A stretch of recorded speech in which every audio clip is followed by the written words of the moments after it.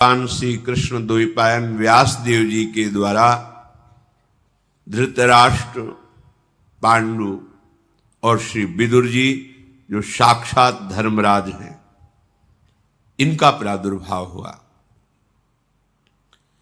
तीनों कुमारों के जन्म से संपूर्ण कुरुवंश, कुरुजांगल, कुरुक्षेत्र, इन तीनों में बड़ी उन्नति, बड़ी शांति, बड़ी प्रसन्नता हुई। जब धर्मात्मा पुरुष का जन्म होता है तो प्रकृति भी आनंदित हो जाती है। जब कोई यहां अधर्म करता है तो प्रकृति अपने को समेटने लगती है। जिस जलवायु से, अन्न से हमारा प्राण पोषण होता है, ये सब पृथ्वी गुप्त करने लगती है। रसीले फल, जो सुखदायी स्वास्थ्यवर्धक वृक्ष, जल, वायु, ये सब प्रकृति चुराने लगती है। देखो, बड़े बड़े आम के ऐसे वृक्ष थे जिनमें कई सौ लोग आराम से नीचे बैठ सकते हैं, ढेर सारे फल निकलते। ऐसे आम, अलग अलग उनका स्वाद, अलग अलग गंध और स्वास्थ्यवर्धक, कोई उसमें केमिकल लगे हुए नहीं, सूख गए। देखो, वो विशाल काय आम वृक्ष कहां दिखाई दे रहे हैं। पानी प्रतिदिन धरा में नीचे ही चला जा रहा है, वाटर लेवल नीचे ही जा रहा है, ऑक्सीजन दूषित होता जा रहा है, अन्न शक्तिहीन होता जा रहा है, बुद्धि भ्रष्ट होती जा रही, विचार मर्यादा रहित होते चले जा रहे। ये इसका कारण है धर्म का पालन न करना, सत्य मार्ग में न चलना, भागवत धर्मों का पालन न करना। तो यहां कोई सुखी नहीं रह सकता। अभी थोड़ा अवसर है। कुछ ऐसे महापुरुष हैं जिन्होंने जीवन को जगत मंगल के लिए समर्पित करके निरंतर भगवत भजन में लगे। उनका प्रभाव संपूर्ण प्रकृति के दोषों को नष्ट किए हुए है। जिस दिन इस धराधाम पर ऐसे भजनानंदी महापुरुष अंतर ध्यान हो जाएंगे, हाहाकार मच जाएगा। धर्म भगवान का साक्षात स्वरूप है। जब ये भगवान व्यास देव जी के द्वारा धृतराष्ट्र, पांडु और विदुर जी प्रकट हुए, प्रकृति आनंदित हुई, क्योंकि साक्षात धर्म प्रकट हुआ है। उस समय की प्रजा सत्य व्रत का पालन करने वाली, स्वभावतः याज्ञिक कर्मों में प्रवृत्ति, जैसे अभी स्वभावतः भोगों में प्रवृत्ति, उस समय भागवतिक कर्मों में प्रवृत्ति, धर्मानुकूल रह करके ही कोई क्रिया करना और एक दूसरे से ऐसा व्यवहार करना जिससे प्रसन्नता बढ़े, सुख बढ़े। महाभागवत भीष्म जी संपूर्ण राज्य में घोषणा कर दी, हमारे राज्य में कोई अधर्माचरण नहीं करेगा, सबको धर्म पूर्वक शास्त्र संयम के अनुसार वर्ताव करना होगा। और हर नगर में बड़े बड़े देव स्थान बनाए जाएं, हर नगर में यज्ञ कराई जाए। उनकी आज्ञा का पालन होता। धीरे धीरे तीनों कुमार बड़े हुए, उनका यज्ञोपवीत संस्कार हुआ। कुरुकुल के प्रधान प्रधान पुरुष, अन्य नगरवासी, सब तरफ एक ही बात सुनाई देती थी, दीयताम भुज्यताम चेति वाचो श्रूयंत सर्वशः। दो, दूसरों को दो, दूसरों को खूब पवाओ, दूसरों को सुख पहुंचाओ। यही संपूर्ण नगर में दूसरों को दो, दूसरों को सुख पहुंचाओ, दूसरों को भोजन पवाओ, दूसरों की विपत्ति में सहयोग करो। ये भागवत धर्म है। स्वसुख वांछा ये राक्षसी भाव है। धृतराष्ट्र जी, पांडु और परम बुद्धिमान धर्मस्वरूप विदुर जी, इनके प्रकट होने पर भीष्म जी को बहुत प्रसन्नता थी। इनको अपने पुत्र की भांति पालन किया। जो कुल परंपरा के संस्कार हैं वो कराए, फिर नियम से इनको ब्रह्मचर्य व्रत दिया गया। ये प्रणाली है जीवन को स्वस्थ, विवेकपूर्ण और प्रसन्नता पूर्वक काटने के लिए। ये जीवन प्रसन्नता पूर्वक कटे, इसके लिए ब्रह्मचर्य अत्यंत आवश्यक विषय है। ब्रह्मचर्य व्रत का भीष्म जी ने उन्हें पालन करवाया। एक होता है आजीवन नैष्ठिक ब्रह्मचर्य, एक होता समय के द्वारा ब्रह्मचर्य। जब तक पाणी ग्रहण संस्कार नहीं होता तब तक ब्रह्मचर्य। फिर उन्हें वेदों का स्वाध्याय कराया। स्वाध्याय में तत्परता पूर्वक, लगन पूर्वक भीष्म जी ने आदेश करके इन तीनों कुमारों को लगाया। फिर इनको शिक्षा दी आसन, प्राणायाम, व्यायाम। तो भीष्म जी ने उन्हें व्यायाम, प्राणायाम, आसनों का ज्ञान। जैसे आप कुछ मिनट सीधे आसन, हर नस नाड़ी में ऊर्जा शक्ति प्रवेश करती है। जब हम प्राणायाम, व्यायाम ये नहीं करते, आसन आदि, तो बहुत से अंग ऐसे हैं जिनको क्रियाशील होने में बड़ी कठिनता पड़ती है। प्राणवायु का शोधन, व्यायाम, इससे रक्त पवित्र होता, हर अंग क्रियाशील हो जाता है। छोटी छोटी अवस्थाएं हैं, शुगर है, ब्लड प्रेशर है, ये सब आप अपनी दिनचर्या में ही नहीं तो कैसे? तेज कांति प्रकट होती है शरीर से जब प्राणायाम, व्यायाम, शुद्धन, धर्म पूर्वक चलना, बड़ा आनंदमय जीवन होता है। जब ये तीनों कुमार युवावस्था को प्राप्त हुए, धनुर्वेद, अश्व सवारी, गदायुद्ध, ढाल तलवार की, गज शिक्षा, नीति शास्त्र, ये सब शिक्षा दी गई। क्योंकि चक्रवर्ती सम्राट के पुत्र हैं, पदाधिकारी हैं, तो इन सब में प्रवीण होना अनिवार्य है। भीष्म जी ने अपने बड़ों के प्रति कैसा शिष्टाचार करना चाहिए इसकी शिक्षा कराई। वेद वेदांगों के तत्वज्ञ महापुरुषों से बैठाल कर वेदांत शिक्षा कराई। गृहस्थी धर्म में ऐसे प्रवेश नहीं होता था। पूर्ण ज्ञान, पूर्ण एक तरह से महात्मा बनकर गृहस्थी में जाना, क्योंकि माया से युद्ध करना है। धनुर्विद्या में पांडु जी महाराज सबसे बढ़ चढ़ करके पराक्रमी वीर हुए। धृतराष्ट्र में शारीरिक बल अमोघ, क्योंकि नेत्र नहीं थे। और विदुर जी समस्त नीतियों के ज्ञाता, पूर्ण धर्म का ज्ञान रखने वाले, धर्म की सबसे ऊंची अवस्था को प्राप्त। अयम तु परमो धर्मो यदि योगे नात्म दर्शनम। धर्म की ऊंची अवस्था का नाम है आत्मज्ञान। अर्थात विदुर जी आत्मज्ञान संपन्न महापुरुष हुए।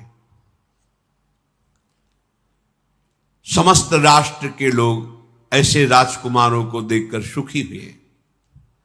वीर पुत्रों को जन्म देने वाली काशीराज की दोनों पुत्रियां बहुत आनंदित हुई कि हमारे राजकुमार समस्त शास्त्र, शस्त्र, धर्म, राजनीति इसके ज्ञान से पूर्ण हुए हैं।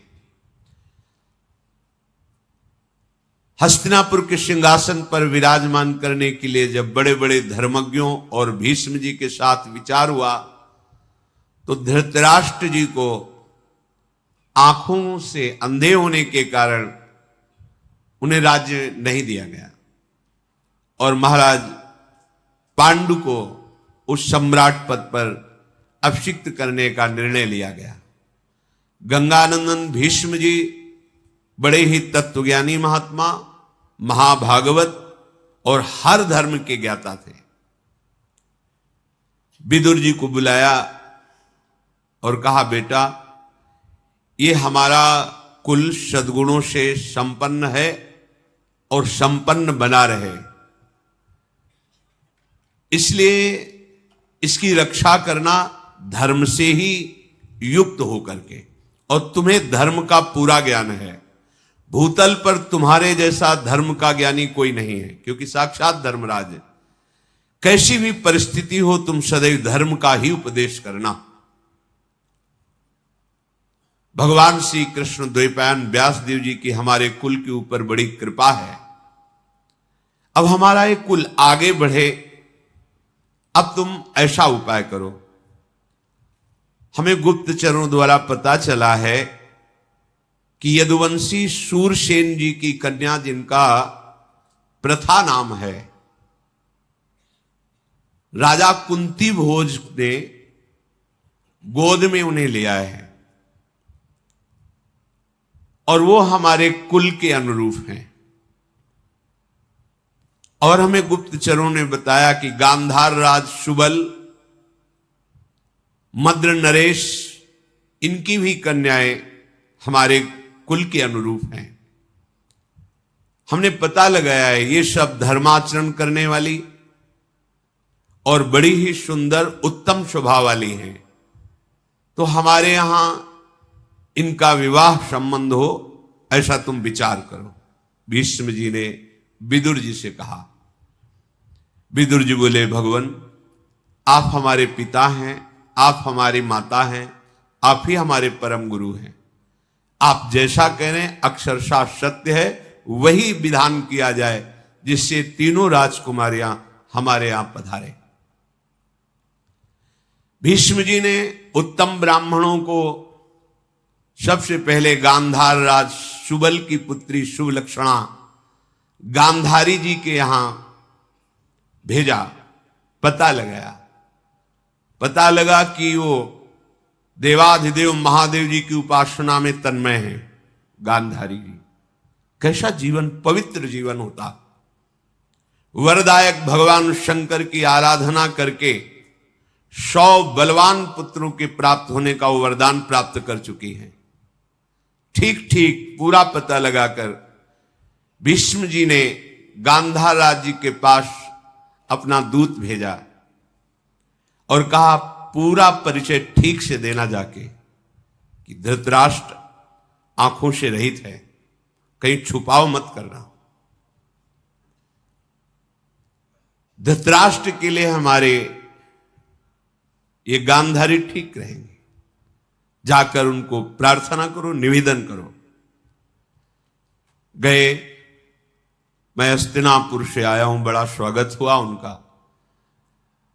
और गांधारी जी को धृतराष्ट्र के लिए हम वरण करते हैं। दूत ने भीष्म जी की बात कही। जब गांधारी जी ने सुना कि मेरा वरण अंधे से हो रहा है, मेरे माता पिता राजी हो रहे हैं, उसी समय उन्होंने एक मोटा रेशमी वस्त्र लेकर कई परत करके अपनी आंखों में बांध लिया। ब्याह नहीं हुआ, ब्याह की बात चली है। सुंदरी तपस्या परायण कह सकती थी मुझे अंधा पति नहीं चाहिए। माता पिता राजी, तुरंत रेशमी वस्त्र मोटा लेकर कई परत करके आंखों में बांध दिया। यदि मुझे ऐसे पति के साथ वर्ण किया जा रहा है जिसकी आंखें नहीं, तो मैं भी जीवन में किसी को नहीं देखूं। उसी समय पट्टी बांध ली। क्या धर्म है, क्या निष्ठा है। गांधारी उसी समय निश्चय किया कि अपने पति की हर विधान से मुझे सेवा करते हुए पातिव्रत धर्म का पालन करना है। अपने पति में कभी दोष नहीं देखूंगी, कभी उनकी आज्ञा का उल्लंघन नहीं करूंगी। गांधार राजकुमार शकुनी बड़े ही प्रवीण थे, द्यूत क्रीड़ा में, राजनीति में और छल विद्या कपट विद्या में भी। युवावस्था थी। पिताजी से आदेश लेकर अपनी बहन गांधारी को बड़ी सेना के साथ सुरक्षित हस्तिनापुर लेकर आए और बड़े आदर सत्कार के साथ भीष्म जी को प्रणाम करके कहा आपकी सूचना मिली, तो ये हमारी बहन है, धृतराष्ट्र जी के लिए हम समर्पित करते हैं। बहुत सा ऐश्वर्य भी लेकर के आए हुए थे। भीष्म जी की सम्मति से शास्त्र के अनुसार गांधारी जी का धृतराष्ट्र के साथ विवाह हुआ। शकुनी ने अपनी बहन को बहुत सा रत्न आभूषण आदि दहेज में दिया। भीष्म जी ने शकुनी का सम्मान किया। इसके बाद वो गांधार राजकुमार वापस चले गए।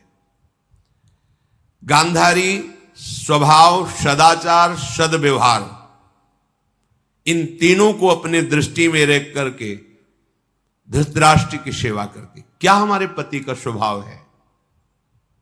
पति के स्वभाव की अनुकूलता लेकर चलना। कैसा समर्पण कि वर वरण की चर्चा सुनकर आंख में पट्टी बांध ली। कैसा धैर्य। भला एक दिन आंख में पट्टी बांध के देखो, घबराहट पैदा हो जाएगी। आंख होते हुए भी संसार को ना देखना, क्योंकि मेरे का वर्ण ऐसे पति के साथ जिसके आंख नहीं है। सुंदर वर्ताव करते उन्होंने धृतराष्ट्र और समस्त गुरुजनों को प्रसन्न कर लिया। यदुवंशियों में श्रेष्ठ महामनस्वी शूरसेन जी हुए हैं, जिनके पुत्र भगवान के पिता वसुदेव जी। इन्हीं शूरसेन के पुत्र हैं वसुदेव जी।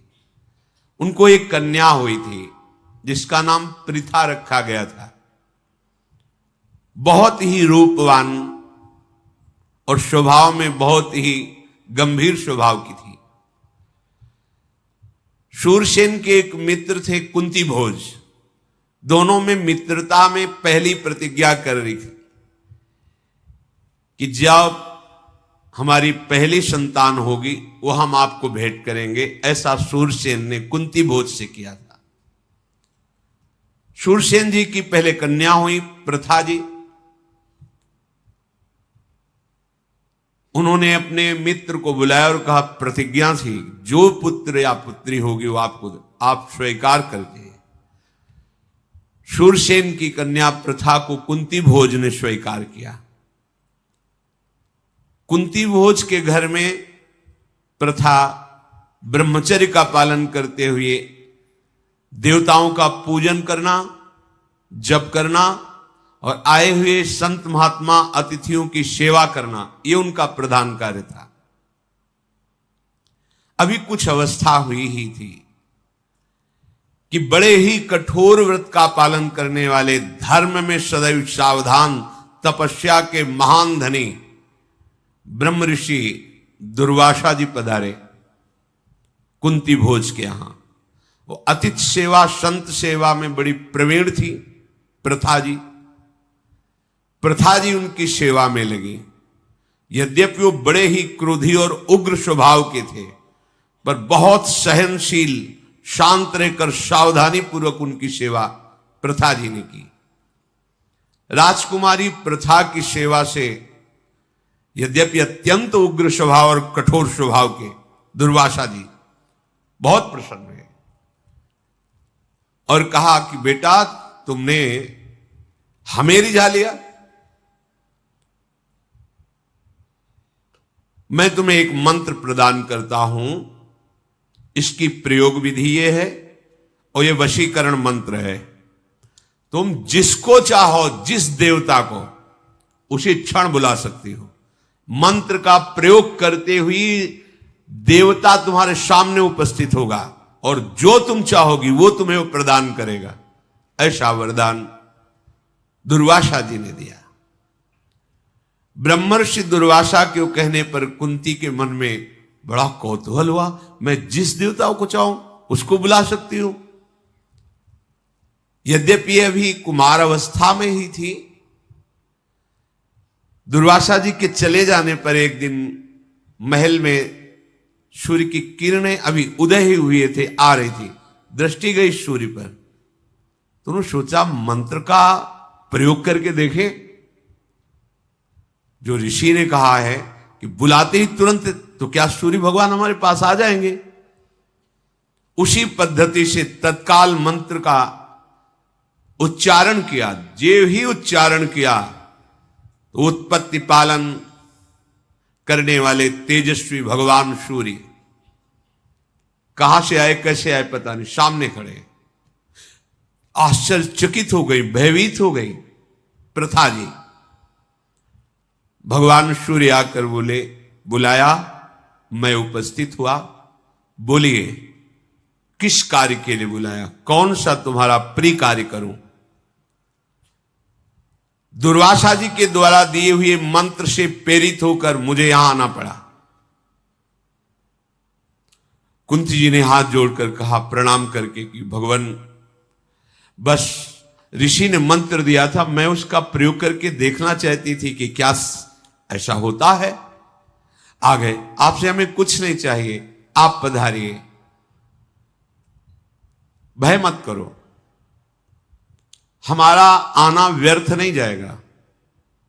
मेरा दर्शन अमोघ है, मेरा आवाहन व्यर्थ हुआ तो निसंदेह तुम्हें बड़ा पाप लगेगा। किसी भी बड़े देवता को प्रयोग के लिए नहीं बुलाया जाता कि हम मंत्र प्रयोग किए आ गए, हां ठीक है जाओ, ऐसा नहीं। लक्ष्य होना चाहिए, ये मेरा दर्शन व्यर्थ नहीं जाना चाहिए। भगवान सूर्य ने जब ऐसा कहा तो उनका, भगवान मुझे कोई आवश्यकता नहीं। तो उनका कि मैं तुम्हें एक पुत्र प्रदान करता हूं। तो अभी हमारी कुमार अवस्था है और यह बहुत निंदनीय होता है कि कुमार अवस्था में संतान होना। हे परम तेजस्वी सूर्यदेव, मुझे बहुत संकट में आपने डाल दिया। उन्होंने कहा राजकुमारी, तुम्हारे कन्या धर्म का नाश नहीं होगा, पर तुम्हें पुत्र होगा। कोई दोष नहीं लगेगा और तुम्हें गर्भ धारण नहीं करना पड़ेगा। भगवान सूर्य की कृपा से उसी समय महावीर एक पुत्र प्रकट हुआ। वो जन्म से ही दिव्य कवच और कुंडल धारण किए हुए, भगवान सूर्य के समान, जैसे सूर्य का प्रतिबिंब, ऐसे तेजस्वी बालक। जन्म के साथ कवच कुंडल धारण किए हुए उस बालक को भगवान सूर्य ने कहा इसका नाम कर्ण होगा और सब लोकों में महान दानी और बड़ा वीर ये पुत्र होगा। परम तेजस्वी भगवान सूर्य ऐसा कहकर अंतर्धान हो गए। इतना सुंदर पुत्र देख करके आसक्त हो गई। अब प्रथा जी ने, जिनका नाम कुंती हुई, कुंती जी ने हृदय में बड़ा दुख किया कि किसी से कह नहीं सकती कि ये मेरा पुत्र है, अब क्या करूं। बहुत विचार करके यही निर्णय निकला कि इस पुत्र को अपने पास तो हम रख ही नहीं सकती। गुप्त रूप से अपने को छिपाती हुई उस महाबली पुत्र कर्ण को जल में प्रवाहित कर दिया, ऐसे काष्ठ की उसमें जिसमें डूबे ना और कोई उठा ले, ऐसी भावना करके जल में छोड़े हुए उस नवजात शिशु को एक सूत पुत्र अधिरथ थे जो उपासना कर रहे थे, उनके पुत्र नहीं हो रहा था, तो नदी में खड़े हुए मंत्र जाप कर रहे थे, तो बालक के रोने की आवाज आई। देखा, समीप गए, इतना तेजस्वी बालक। उन्होंने विचार किया भगवान ने